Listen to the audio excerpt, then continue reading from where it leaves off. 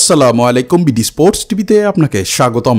টান উত্তেজনার ম্যাচে বাংলাদেশ জয়ী জিম্বাবুয়ের বিপক্ষে টানা চতুর্থ টি-20 ম্যাচ শেষেও সাকিব আল হাসানকে নিয়ে যা বললেন নাজমুল হোসেন শান্ত।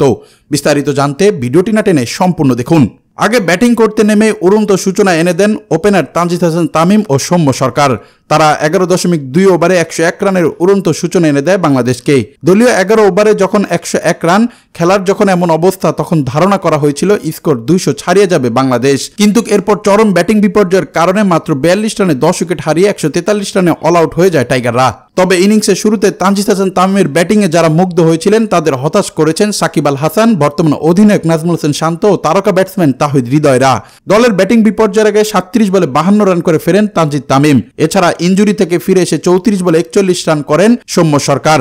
এরপর বাকি ব্যাটাররা আসা যাওয়ার মিছিলে অংশ নিলেও দলের হয়ে ভালো কেউ করতে পারেননি। তাহিদ হৃদয় 12, সাকিব আল হাসান 1 আর অধিনায়ক নাজমুল হোসেন শান্ত করেন 2।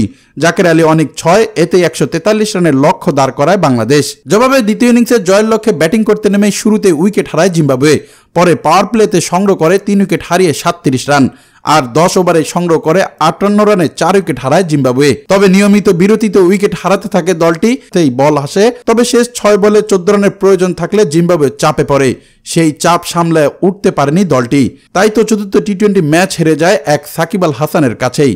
তবে ম্যাচ শেষেও কথা বলেন নাজমুল হোসেন শান্ত। তিনি বলেন, সাকিব ভাই আজ দুর্দান্ত করেছে বলে জয়টা আমাদের হয়েছে, তাছাড়া এই অল্প রানে আমরা জিততে পারবো সেটাও ভাবিনি। তবে সবকিছু ছাপিয়ে আজ আমরা ভালো করেছি, এমনটাই বলছেন নাজমুল হোসেন শান্ত।